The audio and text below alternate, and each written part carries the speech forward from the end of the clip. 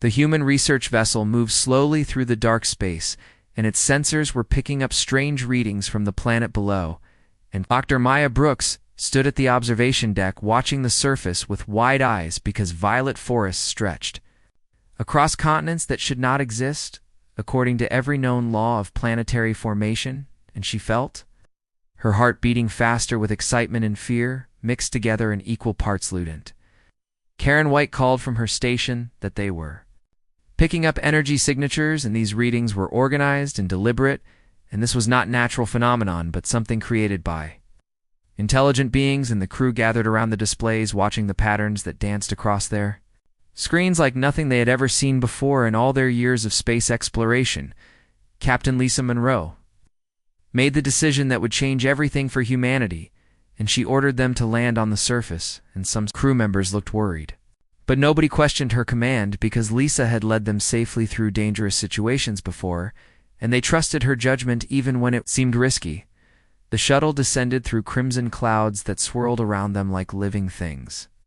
And the instruments showed readings that made no sense according to human science, and then they broke through the cloud layer, saw the planet's surface for the first time, and everyone stopped breathing for a moment because the sight was so beautiful. And so alien at the same time. The forests below were not green like Earth forests, but violet and silver, and they seemed to glow with their own internal light, and crystal formations rose from the ground like natural skyscrapers catching the light of the strange sun, and rivers of liquid that might not even be water wound through valleys that looked carved by artistic hands. Rather than natural erosion, the shuttle landed in a clearing that seemed almost prepared for them, and the ground was smooth crystal that reflected the sky above, and Maya was the first to step out onto the alien soil, and she felt the air on her face, and it was warm and smelled like flowers she had never encountered, and something else that reminded her of electricity. Before a storm, that was when they saw her standing at the edge of the crystalline clearing, and she was tall and impossibly graceful with silver hair that seemed to capture starlight itself even in the daylight, and her armor was crafted from materials that shimmered between metal and living tissue and changed colors as she moved, and her eyes were ancient and piercing, and they held the weight of centuries of memory and pain. Maya felt frozen in place, because this being was clearly not human, but she was also clearly intelligent and aware in her presence commanded respect and awe, and behind the silver-haired woman something massive began to move in the shadows of the violet forest. Wings unfurled, and they were not the wings of any creature from Earth's mythology, but something far more magnificent and terrifying, and the dragon emerged into the clearing, and it was vast beyond belief, and its scales shifted through colors that human language had no names for, and seemed to exist in more dimensions than the three humans were familiar with. The dragon eyes burned with an intelligence that made their advanced AI systems seem primitive and childlike, and Maya understood in that moment that humanity was not the pinnacle of creation that they had always assumed themselves to be, and there were beings in the universe who had been wise and powerful long before. Humans had even learned to make fire. Maya was the first human to step forward despite her fear, and she raised her hand in the universal gesture of peace that humans had used for thousands of years, and hoped that it would be understood across the vast gulf of species and culture and time. Elf woman tilted her head, studying them with an expression that mixed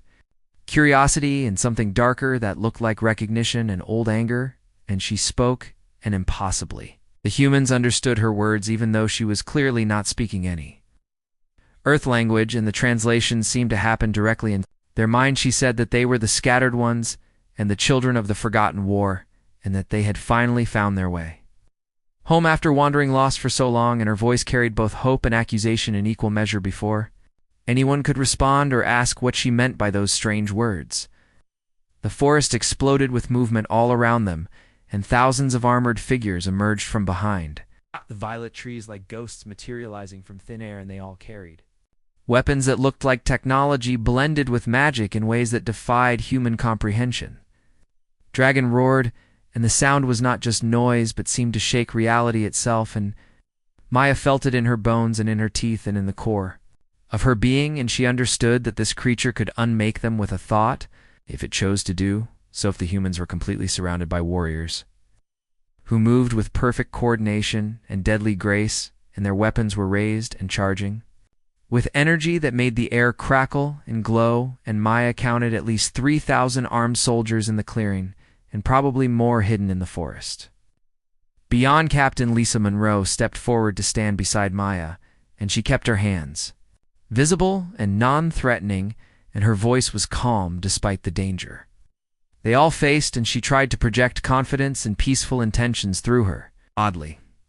Language Karen White moved to protect the captain, flanking her left side, and her hand rested near her sidearm, but she did not draw it because that would be suicide against these numbers and with these weapons, and she trusted Lisa to talk them out of this situation somehow. The silver-haired elf woman watched them with eyes that had seen civilizations rise and fall, and her hand rested on a blade that hummed with power and seemed eager to be released, and the dragon behind her gathered energy in its throat that glowed brighter and brighter with each passing second. Maya felt time slow down as she realized this was the moment that would determine whether humanity made peaceful contact with an alien species or whether they would all die. Here on this beautiful alien world so far from home and never be found by their people, the elf woman spoke again, and her words were cold and formal. She said that they were trespassing on sacred ground, and that their presence here violated ancient laws, and that they must surrender or be destroyed, and there would be no third option given to them. Lisa tried to explain that they came in peace, and that they were explorers seeking knowledge and friendship, and that they meant no harm to anyone, and that they did not know about any ancient laws or sacred ground. Because this was their first time in this region of space, the elf woman laughed, but it was a bitter sound without joy, and she said that ignorance was no excuse, and that humanity had a long history of convenient forgetting when it suited their purposes, and that she would not be fooled by their innocent act. Maya felt her hope sinking, because this mysterious being clearly had some grudge against humanity and believed they had done something terrible in the past, and there seemed to be no way to convince her otherwise, and the dragon was still gathering that terrible energy, and soon it would be too late. The other humans in the shuttle crew watched through the windows, afraid to come out, but ready to fight if necessary, and they prepared emergency protocols and sent distress signals back to the main ship in orbit. But help was hours away, and they would all be dead long before rescue could arrive. The elf warriors tightened their circle around the humans, and Maya could see their faces now, and they were beautiful and terrible and ancient, and they all looked at the humans with the same mixture of old anger and fresh suspicion. The dragon took one massive step forward, and the ground shook under its weight, and its head lowered toward the humans, and Maya could feel the heat radiating from its scales and smell something like ozone and burning metal and ancient magic all mixed together. This was how it would end, and Maya thought about all the things she would never discover, and all the questions she would never get to ask, and all the wonders of the universe she would never get to see, and she felt a deep sadness mixed with her fear. But the elf woman had not given the final order yet, and she stood there watching them with those ancient eyes, and Maya wondered what she was waiting for and what she was thinking, and whether there was any chance at all that they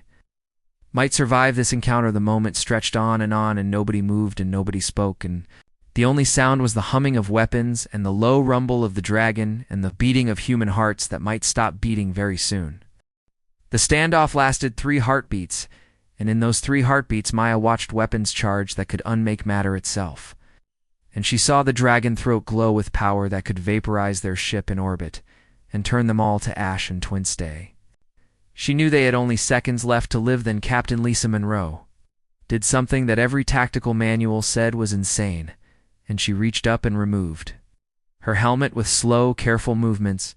and she exposed her face to the alien atmosphere. And to the weapons pointed at her head, Lisa said her name clearly, and her voice was steady despite the 1,000 ways she could die in the next second, and she said they came in peace, and that they came seeking understanding, and her eyes met the elf woman eyes without fear or aggression. The elf woman expression shifted, and something ancient and painful crossed her features like a shadow, and she took a step forward, and her entire clan tensed, ready to attack if their leader was threatened. And the dragon growled deep in its chest, and the sound resonated in their bones. The woman said the word understanding, as if it were foreign to her, and as if she had not heard it in a very long time. And she said that humans lost that privilege. 3,000 cycles ago, when they abandoned her people to the void, and left them to face the darkness alone, Maya moved quickly to stand beside her captain, and she said they did not know what the elf woman was talking about, and that their records went back only a few thousand years, and whatever happened in the ancient past, they were not there, and they were not responsible for those actions. The elf woman's eyes narrowed with suspicion, and she said it was convenient amnesia, and that humans always were masters of forgetting their crimes when it suited them and rewriting history to make themselves look innocent, and she had lived too long to fall for such tricks. She raised her hand, and energy crackled between her fingers like lightning, and it cast dancing shadows across the clearing, and she said they would not leave this world, and that their presence here violated the ancient accord, and they would pay for trespassing with their lives. The dragon stepped forward, and its massive head lowered toward the humans, and this was it, and this was how humanity greatest discovery would end in fire and forgotten history. And Maya felt her legs trembling, but she refused to run or beg. But then something unexpected happened that nobody could have predicted, and a child broke through the ranks of warriors, and she was small and perhaps no older than 7 by human standards, and she had the same silver hair and pointed ears as the adult elves. The child ran straight toward the humans with the fearless curiosity that only young ones possess, and she showed no fear at all of these strange beings from the sky, and her eyes were wide with wonder and excitement. The elf woman shouted a name that sounded like Alara, and her voice was filled with panic and command, but the child did not stop or even slow down, and she ran right up to Captain Monroe and stood there, looking up at the tall human with Massanash and Elar, asked if they were really from the skyships, and if they were the ones from Grandmother's Stories, and her voice was high and sweet and filled with innocent curiosity that had no room for the hatred and suspicion of the adults around her. Lisa knelt slowly, making herself small and non-threatening, and she smiled. And it was a genuine smile that transcended species and culture, and she said yes, they came from very far away, and they traveled through the stars to reach this beautiful world. Lara reached out with her small hand and touched Lisa's face with gentle fingers, and she traced the unfamiliar features as if trying to memorize them, and she said that the human was warm and in the stories Grandmother told the sky people were always cold and made of metal and magic. Lisa reached up very slowly, telegraphing her movement so nobody would think she was attacking, and she gently placed her hand on the child's head, and it was a gesture of affection that humans had shared with their young since the dawn of time, and a blessing that meant protection and kindness. The effect was instantaneous and profound, and it rippled through the entire clearing like a wave, and the elf woman froze with her raised hand, trembling, and her eyes went wide with shock and recognition, and something that looked like pain around the clearing. Weapons slowly lowered, and warriors looked at each other with confusion and wonder, and the dragon threatening glow faded and was replaced by something else that could have been recognition or memory or both. The elf woman whispered something about that gesture and about the blessing of kinship, and her voice was breaking with emotion. She said they thought humanity had forgotten that sacred sign, and that it had been lost to time and ignorance. She dropped to one knee right there, in front of everyone, and like a wave spreading across water, her entire clan followed her lead, and thousands of warriors knelt and placed their weapons on the ground in a gesture of truce and surrender. The dragon lowered its massive head, and a rumbling emanated from its chest, and the sound was almost like a cat, but deeper and more musical, and it seemed pleased by what had happened. Lisa asked softly, still kneeling with the child, what the elf woman's name was, and she kept her voice gentle and non-threatening because she understood that something important just happened. Even if she did not fully understand what the woman said, her name was Serial, and tears were tracking down her face, and Maya realized this was the first time any human had seen an elf cry, and the tears looked like liquid silver in the strange light. Serial said she was guardian of the remnant and keeper of the old ways, and apparently a fool who almost destroyed their last hope for survival, and her voice was thick with regret and shame and relief all mixed together. She said she had waited 3,000 years for this moment, and that she had almost thrown it away because of old anger and pain and fear, and she asked them to forgive her. For the hostile welcome, Lisa stood and helped Surreal to her feet, and she said there was nothing to forgive, because fear was natural when meeting strangers, and that they should have announced themselves better before landing, and that both sides made mistakes. Maya watched this exchange with her scientist mind racing, because clearly there was a deep history here that humanity had completely forgotten, and these elves remembered everything and the gap between. Their knowledge was enormous. Ariel gestured to the dragon and said his name translated roughly as Ember of Ancient Skies, but they could call him Ember for simplicity, and the dragon made a sound that might have been agreement or amusement. Karen White asked the question that everyone was thinking, and she asked why a simple gesture of touching a child's head had caused such a dramatic change in the situation. Ariel explained that in the old days when their peoples were united, that gesture was sacred, and it meant that the person making it recognized the child as kin and worthy of protection, and it was a sign that could not be faked because it came from the heart. She said that her people had taught that gesture to humanity long ago when they first met, and it became a bond between their species and a sign of the alliance, and when Lisa made that gesture without knowing its significance, it proved that some memory remained deep in human instincts. Alara was still holding Lisa's hand, and she asked if the humans would stay and play with her and teach her about the sky ships, and her innocent question broke the tension that still lingered in the air. Sariel smiled through her tears, and she said yes. The humans would stay, and there was much to discuss and much to remember, and perhaps together they could heal old wounds and face new challenges. The warriors began to stand and put away their weapons, and they looked at the humans with new eyes filled with curiosity instead of hostility, and some even smiled tentatively. Maya felt relief wash over her so strongly that her knees almost buckled, because they had been seconds from death, and now they were guests instead of enemies, and all because of one simple human gesture of kindness toward a child. And board the dragon made a sound like wind through caves, and Sariel translated that he said humans smelled interesting and that he wanted to know if they tasted good. And then she laughed, said he was joking, and that dragons had a strange sense of humor. Lisa laughed too, and the sound seemed to ease the last of the tension, and she said they probably did not taste very good, but they were happy to share their food supplies. Instead, Suriel said they should go to the Hall of Echoes, where they could talk properly, and where she could show them the history they had forgotten and help them understand why their arrival was both a blessing and a terrible danger. Maya asked what kind of danger, and Sariel expression became grave, and she said that the enemy that drove their peoples apart was stirring again, and that they had very little time to prepare them.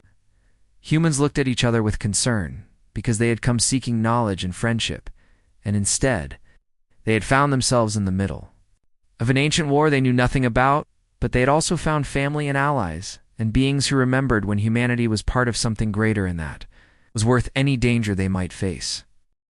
They gathered in what Sariel called the Hall of Echoes, and it was a structure that seemed to grow from the planet itself rather than being built by hands, in the walls pulsed with bioluminescent patterns that Maya recognized with shock as data storage. It was organic quantum computing on a scale that Earth's best scientists had only theorized about and had never come close to achieving. And Maya felt her hands trembling with excitement at seeing such technology in person. The dragon Ember coiled around a central pillar, and his presence was both terrifying and oddly comforting, like a guardian watching over them, and his eyes reflected the dancing lights on the wall. Soriel stood before a wall that began to glow at her touch, and colors swirled across its surface, forming shapes and images, and she said they needed to understand the truth before they could understand the danger they all faced.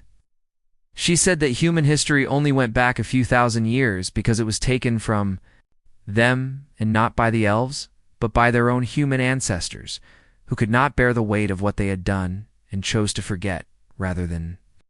remember. The wall erupted with images that moved and seemed almost alive, and they showed humans and Elves side by side building wonders among the stars, and two species so different yet complementary, creating a civilization that spanned entire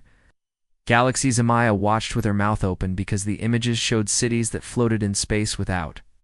any visible support, and ships that moved between stars in the blink of an eye, and technologies that made current human science look like children playing with sticks. Serial voice was heavy with loss as she said they called it the Unity, and for 10,000 years they built together, and humans brought innovation and ambition and the drive to push boundaries, while elves brought longevity and connection to the living universe and the wisdom of patience. Lisa asked what happened to end such a golden age and why it was forgotten, and Sariel's face became dark with remembered pain. The images shifted and showed darkness spreading across the stars like ink in water, and something vast and terrible emerged from between galaxies, and these were entities that existed in dimensions human and elf minds could barely perceive. Asariel said they were called the Void Choir, and they were beings of pure entropy who consumed not just matter but possibility itself, and every world they touched became sterile and dead, not just in body but in potential and hope and future. Anne asked how anyone could fight such beings, and Sariel's bitter laugh echoed in the Halsha, said they did not fight them, and that they ran, and in their running they shattered the unity and broke the greatest civilization the universe had ever seen, and scattered its pieces across the cosmos. Images showed the terrible choice that was made in desperation, and a plan to split the human and elf populations, and to scatter them across the universe on ships that would erase their passengers' memories and hide them in the vast emptiness where the Void Choir could not sense their presence. Sariel whispered that it was supposed to be temporary and just a few centuries of silence, and then they would reunite and rebuild, but the choir assault was more devastating than anyone imagined. Communications network collapsed, and the beacon worlds fell silent, one by one, and slowly across thousands of years, everyone simply forgot why they were scattered and where they came from and who they had left behind. Maya said quietly that it meant the elves remembered, and Sariel turned to face them. She said that the remnant remembered, and they were the ones who chose to stay behind and guard the core worlds and hope that one day someone would find their way back home, guided by instinct or fate or pure Chanchi, gestured to Ember and said the dragons remembered everything because they're kind. It has perfect memory, and they pass down every sight and sound and feeling through their bloodline, and nothing is ever truly lost to them. Suddenly Maya felt a presence in her mind, and it was not invasive, but offering, and images flooded her consciousness that were not her own memories. She saw Earth in its infancy as a blue-green jewel, and ships bearing the human genetic code, carefully seeding the planet, and guardians watching from the shadows as their sleeping children grew and evolved and forgot their origins. She saw elves weeping as they sent away half their population, knowing they might never see them again, and dragons carrying messages between dying worlds until there were no more worlds to carry messages. Too, she saw Sariel as a young warrior being given her duty to wait and watch and keep the flame of hope alive, no matter how many centuries passed and no matter how much it hurt to be alone. When the vision ended, Maya was crying, and she understood now the depth of sacrifice that Sariel and her people had made, and the loneliness of keeping vigil for 3,000 years. Sariel said they had been alone for so long, watching the stars and hoping, and when the human ship appeared, she thought, were the choir wearing familiar faces to mock her, and that was why she almost attacked. Lisa stood and walked to Sariel, and she said humans were not the enemy, and that they were family coming home after a very long journey, and that they should have been together all along. Sariel pulled up new images, and they showed the Void Choir moving through far galaxies, and she said they were awakening once more after sleeping for millennia, and this time they were learning and adapting. She said the silence that saved both species before would not work again because the choir had figured out how to track the scattered populations, and they were coming for everyone. The implications hit the humans like a physical blow, and they realized they had come seeking wonders and found a war that spanned the history of both their species. Lisa's voice was firm as she said they would fight together like they should have from the beginning, and that running away was not the human way when their family needed them. Serial looked at her with hope and doubt warring in her expression, and she said, humans numbered in the billions now spread across 100 worlds, while elves numbered only in the millions clinging to a handful of star systems. She said the dragons were even fewer, and Ember was one of only 52 that remained, and she asked how such small numbers could stand against an enemy that had devoured entire galaxies. Maya stepped forward with a fierce grin, and she said humans were very good at one thing, and that was being too stubborn to know when they were beaten, and apparently they learned that from someone. She gestured to Serial and her warriors, and said they had been holding the line for 3,000 years alone and outnumbered, and it was time humans returned the favor and showed what they could do. Corinne added that humans had survived ice ages and plagues and wars and extinction events, and they did it by working together and adapting and never giving up, no matter how bad things. Look at Cyril's eyes filled with tears again, but this time they were tears of relief and hope, and she said she had dreamed of this moment for so long but never truly believed it would come. She said that together they might actually have a chance, and that the combined knowledge and strength of both species could create something the Void Choir had never faced before. Ember made a sound that was approving, and Serial translated that he said humans had fire in their spirits and that dragons respected fire above all things. Little Alara, who had been watching quietly, spoke up and asked if this meant the humans would teach her to fly in their sky ships, and Lisa laughed and promised they would. Maya looked around at the Hall of Echoes and at the elves gathered there and at the dragon watching over them all, and she felt something shift in her understanding of the universe. They were not alone, and they never had been, and somewhere deep in human genetic memory was the knowledge of this alliance waiting to be awakened. The war was coming, and it would be terrible, but for the first time in 3,000 years, neither species would face it. Alona Sariel raised her hand, and energy flowed from her fingers into the walls, and new images appeared showing both human and elf worlds scattered across the galaxy. She said they needed to warn everyone and gather their forces and prepare for the battle that would determine whether intelligent life survived in this part of the universe. Lisa nodded and said they had communication systems that could reach every human world within days, and that she would send out the call for unity and hope that people would answer. Maya added that human scientists would want to study everything that elves knew and share everything humans had learned, and that the combination would push both species forward by centuries. Said the military forces would need to train together and learn each other's strengths and weaknesses and develop new tactics that used the best of both species. The planning began, and hope kindled in hearts that had been dark for far too long. The next weeks were a frenzy of activity that neither species had experienced since the ancient days, and human ships began arriving in waves drawn by the greatest discovery in human history that they were not alone and never had been. Scientists and engineers and diplomats came from every human world, eager to learn and share and rebuild what had been lost, and the elves welcomed them with open arms and tears of joy. Maya found herself working alongside an elf named Claire in one of the bioforge chambers, and the technology was staggering because the elves grew their tools and ships the way humans built them, except the creations were alive and responsive. Maya watched in amazement as a weapon system literally blossomed from a seed matrix and unfolded like a flower made of metal and crystal and living tissue, all woven together in perfect harmony. She said it was incredible, and that humans had been using dead matter for everything when they could have been partnering with life itself, and her mind was racing with possibilities. Claire was younger than Serial by several centuries, and her enthusiasm for the reunification was infectious, and she said human quantum computing was equally amazing to elves. She explained that elves tried to convince the universe to cooperate and coax it gently into doing what they needed, while humans just made the universe obey through force of will and brilliant engineering. Maya laughed and said humans were good at that, for better or worse, and that sometimes the direct approach was the only approach that worked fast enough. Though fusion of technologies was yielding results faster than anyone had predicted, in human AI merged with elvish bio networks created intelligence matrices that could predict enemy movements across dimensional boundaries. Human weapons powered by elvish energy sources could strike at the void,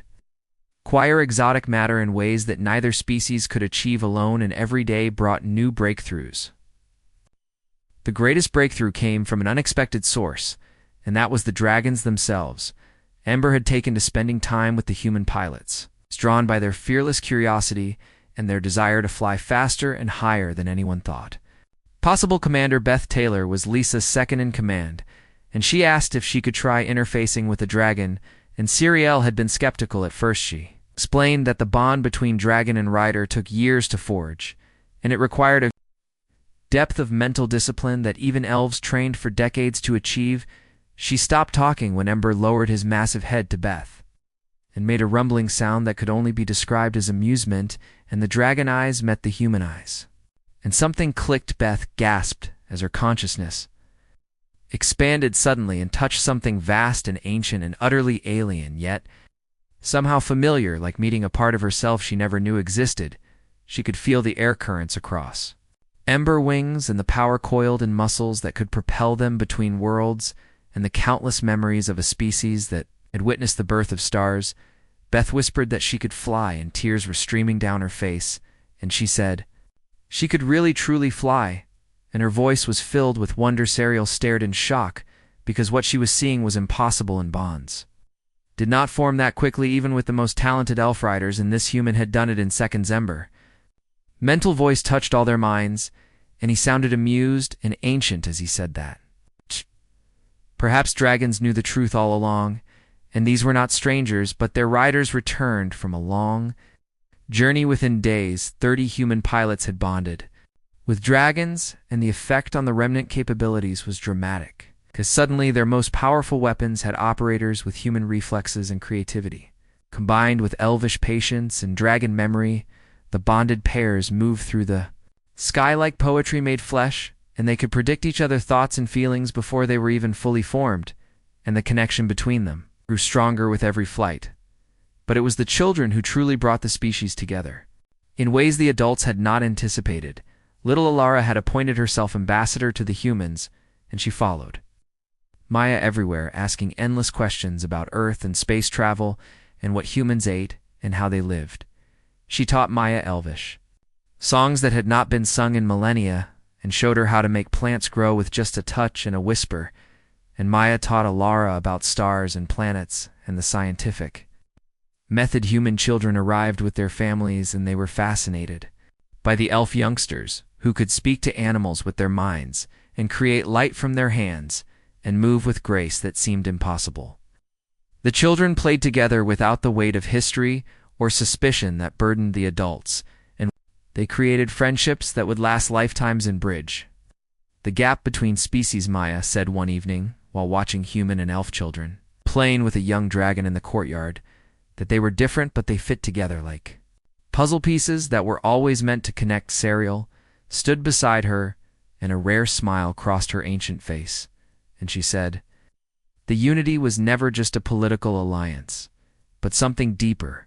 and it was a completion of what each species lacked. Alone, the moment of peace was shattered by alarms that screamed across every channel, and Karen's voice crackled over the communications system,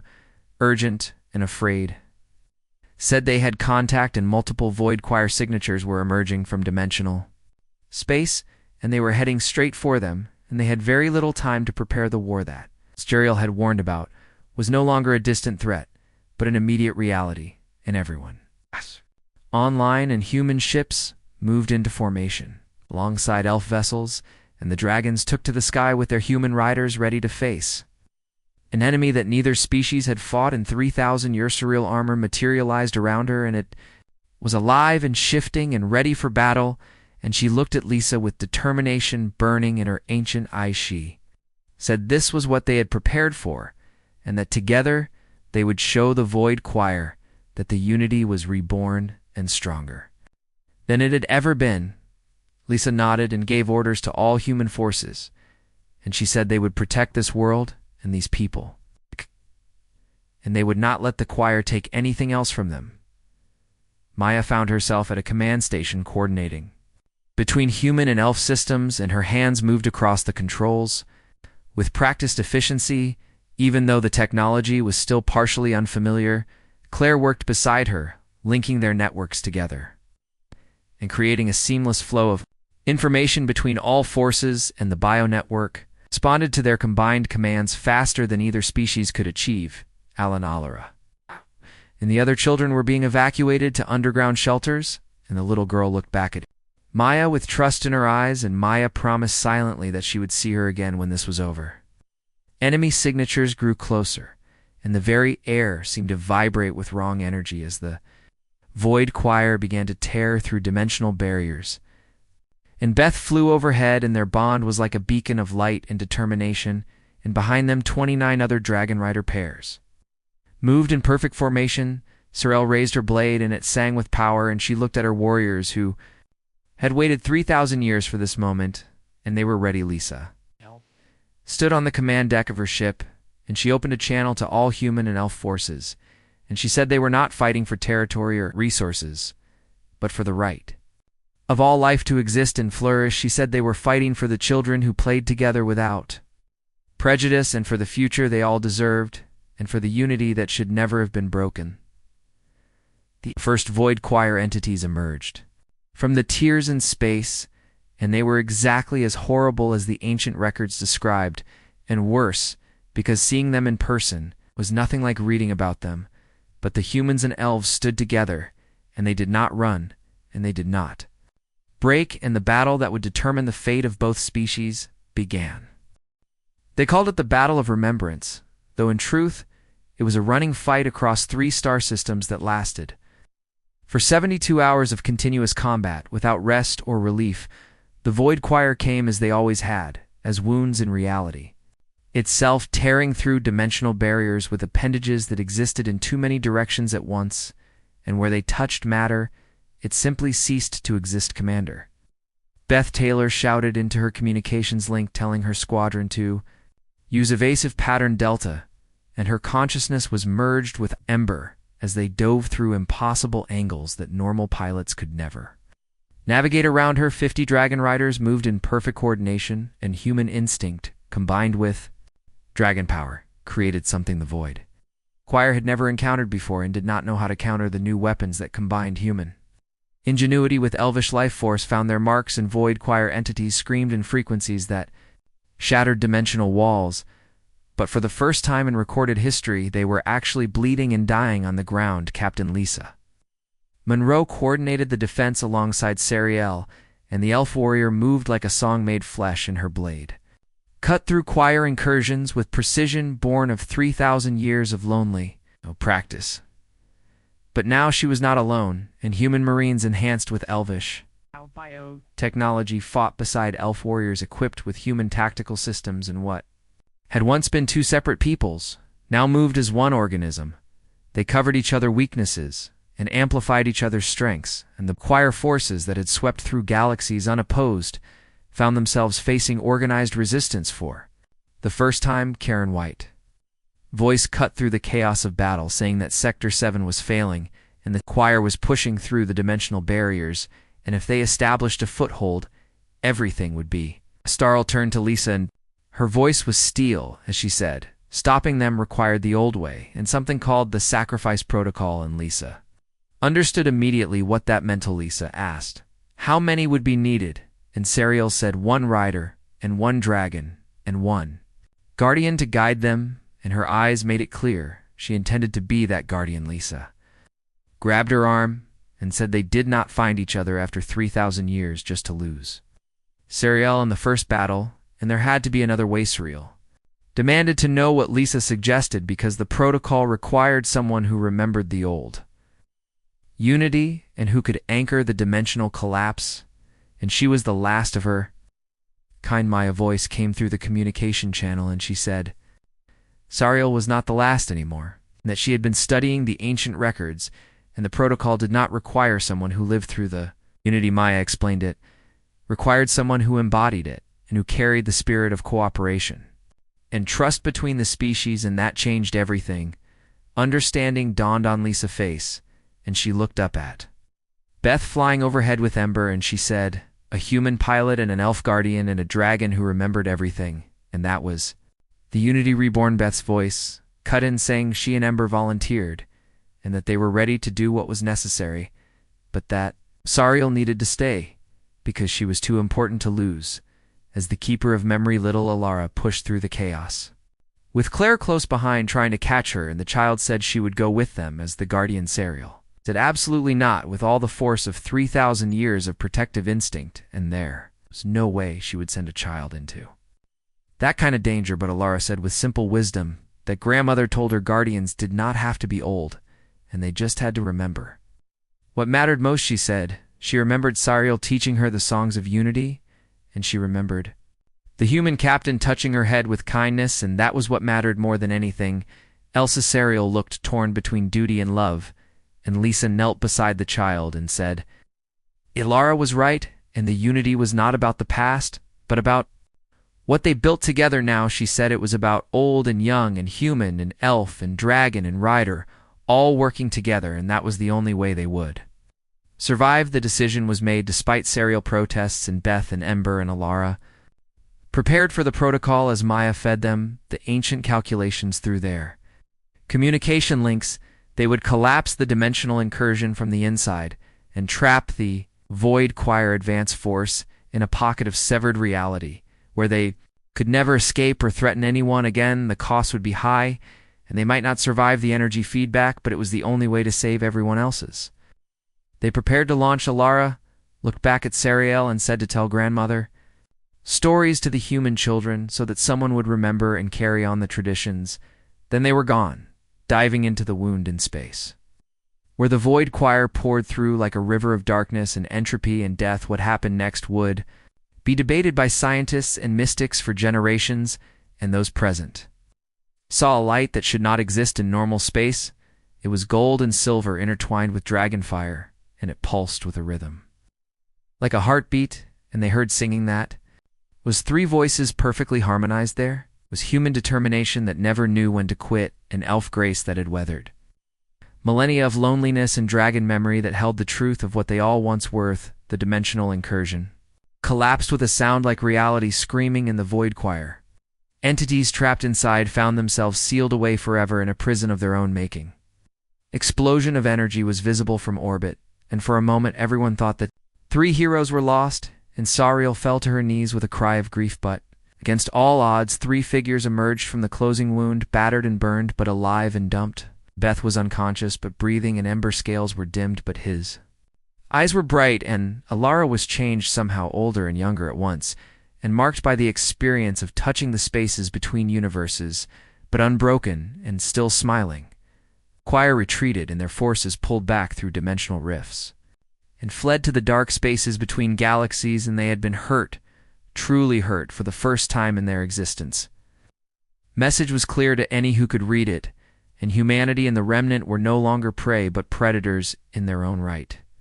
And the hunted had become hunters. 3 weeks later, Maya stood in the Hall of Echoes as representatives from 100 human worlds gathered alongside the remnant clans, and the wall of memory showed not just the past, but the future. Captain Lisa Monroe addressed the assembly, and she said they nearly lost everything because they forgot who they were, and 2 species that were stronger together had been torn apart by fear. She said they spent 3,000 years alone when they should have been united, and that was a mistake they would never make again. Sariel stepped forward with Alara at her side, and the child bore a new title as Guardian of the New Dawn, and she looked older now, in ways that had nothing to do with physical age. Sariel said the Void Choir would return because they always did, but when they came, they would not find scattered refugees, but the unity reborn and remembering its strength. Beth spoke next, with Ember massive head resting beside her on the stage, and she said human innovation and elf wisdom and dragon memory were not just 3 species, but 3 parts of a whole. She said they were only beginning to understand what they could accomplish together, and that the future was brighter than any past they had known. Little Alara, who had touched the spaces between universes and returned with knowledge beyond her years, had the last word. She said her grandmother told her the unity ended, but endings and beginnings were just human words for the same thing. And what mattered was that the story continued. She said this time they would write it together, and nobody would be left behind or forgotten, and the next chapter would be written by all of them. Assembly erupted in cheers and human voices mixed, with elvish harmonics and dragon roars created a sound that had not been heard in 3,000 years. Maya caught Seriali across the hall, and the ancient warrior smiled, and for the first time in millennia, the weight of lonely vigil lifted. From her shoulders, they had come home in both species, finding each other across the vast dark, and this time they would never forget what they meant to each other. War against the Void Choir would be long, and there would be losses and setbacks, and moments of despair, but they would face it together. Humanity had learned something essential that changed everything, and they were never meant to face the universe alone. The gentle touch of kinship on a child's head had opened the door, and now it was up to them to walk through it together into whatever future awaited them.